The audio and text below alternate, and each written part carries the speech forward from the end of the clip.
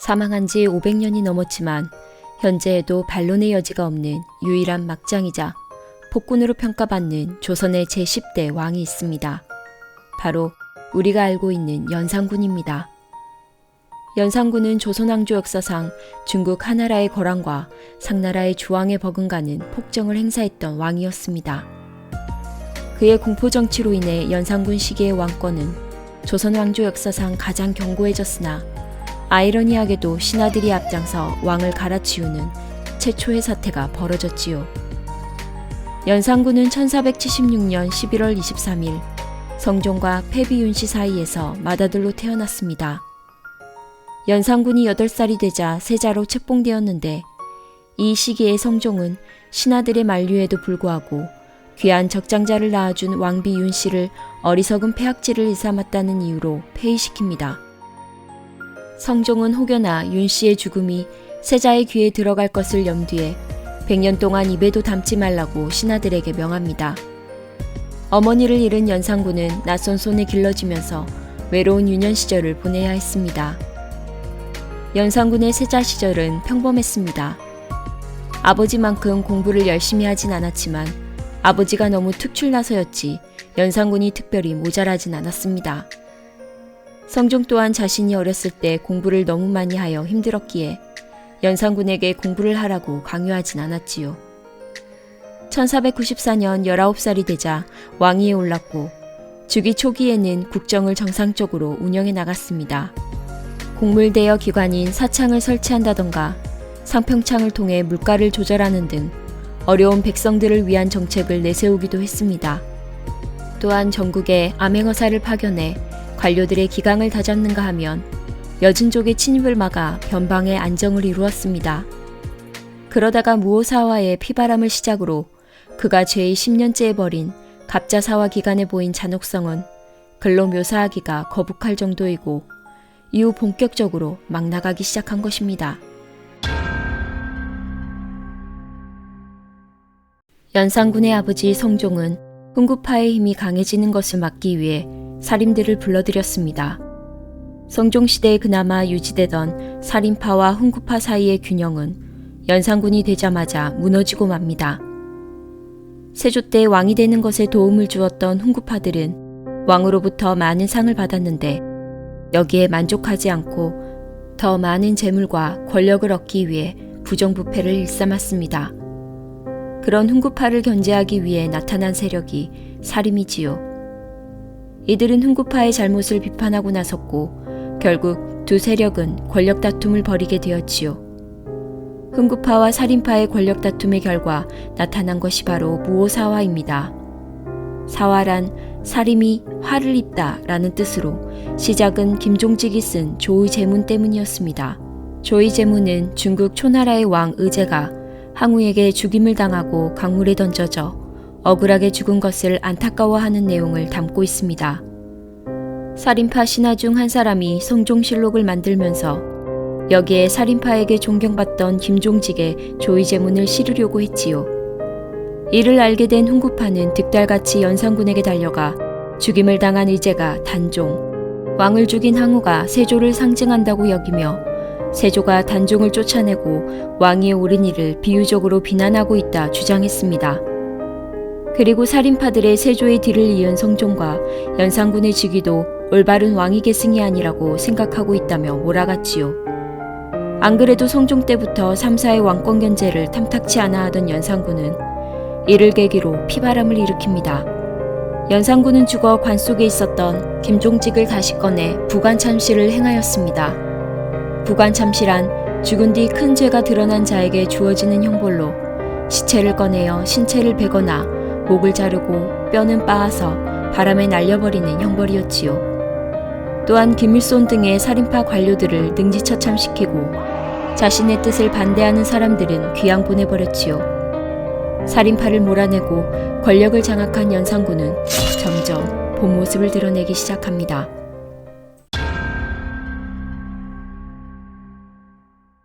연산군의 어머니 윤씨는 질투가 매우 심했습니다.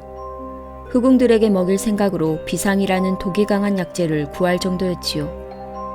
중전에 대해 그런 소문이 떠돌자 성종은 불시에 중전의 처소를 뒤졌고 정말로 방에서 비상과 저주의 글이 나왔습니다.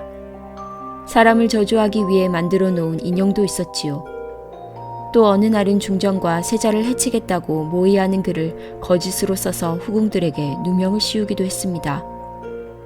성종은 자신이 갑자기 죽을 경우 윤씨가 세자를 등에 업고 악행을 저지르지 않을까 걱정했지요. 게다가 성종의 얼굴에 손톱 자국까지 내자 성종의 어머니 인수대비의 화가 폭발하게 되고 윤씨를 폐비시키고 쫓아냈지요.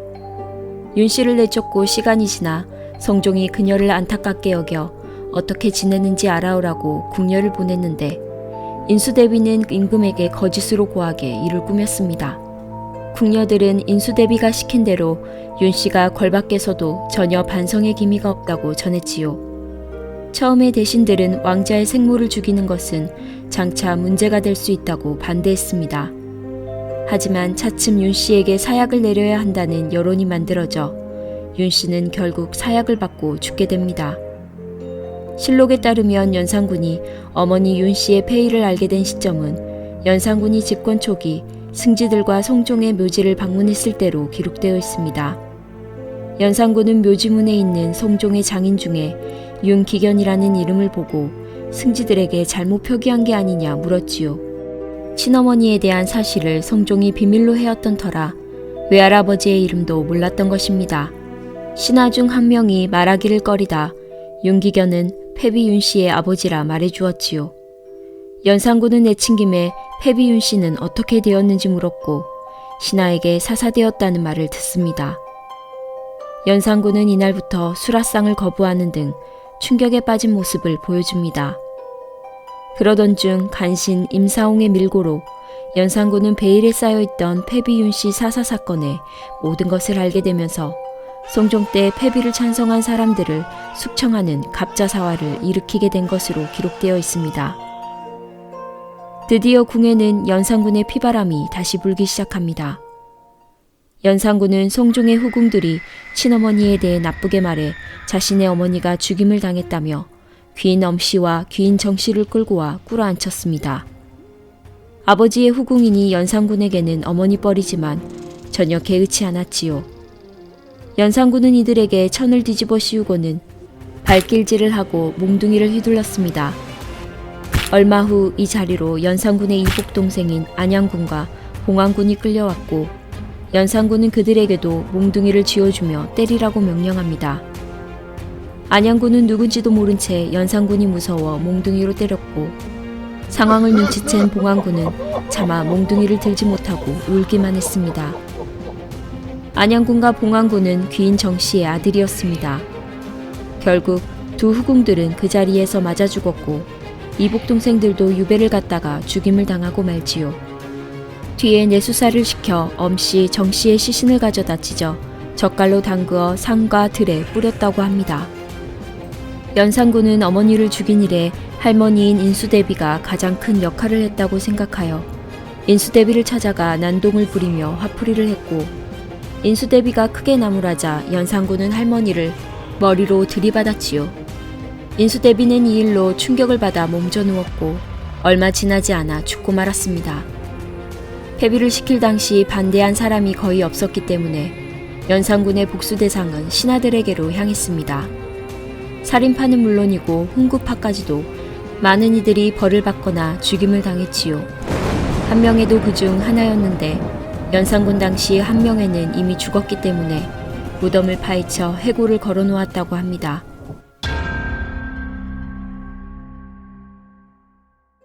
우어사화는 국왕과 훈구파 대림들이 살인파의 힘을 꺾고자 했던 사건이지만 갑자사화는 연산군이 일방적으로 신하들을 공격한 것입니다.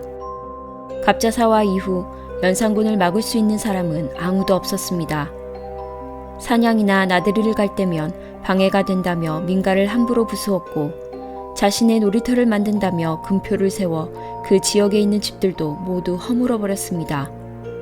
한양뿐 아니라 경기도 주변 지역에도 세워지면서 2만 명이 넘는 백성들이 살던 곳에서 쫓겨나야 했습니다. 이에 불만을 품은 백성들로 인해 연산군의 악행을 담은 투서들이 나돌자 한글 사용을 금지했지요. 마음에 드는 여자가 있으면 신하들의 아내건 누구건 상관없이 강간을 하고 심지어 자신의 큰어머니마저 손을 대 자살하게 만들었다는 소문이 무성했습니다. 또한 연산군은 올바른 말을 하는 신하들의 입을 닫게 만들기 위하여 신원패를 만들었습니다. 입은 화근의 문이요 혀는 몸을 자르는 칼이라. 입을 다물고 혀를 깊이 간직하면 몸이 어느 곳에 있든지 편안하리라. 이렇게 신원패를 목에 걸게 하고 귀를 막은 왕에게 충언을 한 인물이 있습니다. 바로 연산군이 어렸을 때부터 돌보았던 환관 김처선입니다. 김처선은 죽기를 각오하고 연산군에게 독서를 퍼부었고 결국 화살을 맞게 되는데 숨이 끊어질 때까지도 김처선은 연산을 향해 임금 노릇을 제대로 하라고 충고합니다. 연산군은 김처선의 혀를 자르고 그의 배를 갈라 창자를 끄집어냈고 그 시체는 호랑이에게 먹였습니다. 그리고 모든 문서에 첩자를 쓰지 말 것을 명하지요. 우리가 왕의 남자라는 영화로 알게 된 공길은 실존 인물입니다. 왕에게 임금답게 행동하라고 해서 유배를 가게 되었다는 기록이 있습니다. 실제로 연산군은 광대들을 좋아하여 궁에서 친하게 지내며 광대놀이를 즐겼지요. 뿐만 아니라 채용사를 통해 전국에서 예쁜 여자들을 강제로 징발하였는데 그 수가 1만 명에 이르렀다고 합니다. 그중 재주와 미모가 뛰어난 기생들을 모아놓은 집단이 바로 흥청입니다. 마음껏 먹고 마시고 논다는 사자성어 흥청망청이 여기서 나온 것이지요. 그리고 대표적인 흥청 중 한 명이 장녹수입니다. 장녹수는 제한대군의 노비와 결혼하였고 아들이 한 명 있었으며 30대로 연산군보다 연상이었다고 합니다. 하지만 얼굴이 16 소녀같이 동안이고 노래를 잘 불러 연산군의 총애를 받았지요. 장녹수는 연산군을 때리거나 꼬집고 어릴 때 이름인 백돌이라 부르며 희롱하기를 즐겼습니다. 어느 한 기녀는 녹수의 치맛자락을 한번 잘못 밟았다가 차명에 처해졌다고 하지요. 그 정도로 당시 그녀의 위세는 하늘을 찔렀습니다. 음주 가무를 즐기던 연산군으로 인해 나라에 많은 돈이 낭비되었고 이를 보다 못한 신하들은 새 임금을 세우기로 마음먹었습니다. 그 후 연산군의 시대는 막을 내리고 연산군의 이복 동생이었던 진성대군이 왕의 자리에 올랐고 그가 바로 중종입니다. 연산군은 반정이 일어났다는 소식을 듣고 크게 놀라 승지의 손을 잡은 채 턱을 덜덜 떨었을 정도였으나 후일의 강해군과 달리 도주하려 했다는 기록은 없었습니다. 반정 세력이 옥세를 내놓으라고 요구하자 내 죄가 중하여 일이 될 줄 알았다. 좋을 대로 하여라. 라며 순순히 내주었다고 기록되어 있지요. 이후에도 폐위에 저항하거나 자신의 죄를 변명하려 했다는 기록은 찾아볼 수 없습니다. 심지어 유배를 가 교동에 안치될 때도 띠를 두르지 않은 점잖은 차림새로 나와 내가 죄가 큰데 상의 덕을 입어 무사히 간다. 라며 가마에 올랐다고 명시되어 있습니다. 흔히 사극에서는 연산군이 마지막까지 현실 부정하며 발광을 했던 것으로 묘사되지만 실제 역사에서는 많이 달랐지요. 실록에는 연산군은 교동으로 유배되어 2달 만에 31살의 젊은 나이로 사망했다고 기록됩니다.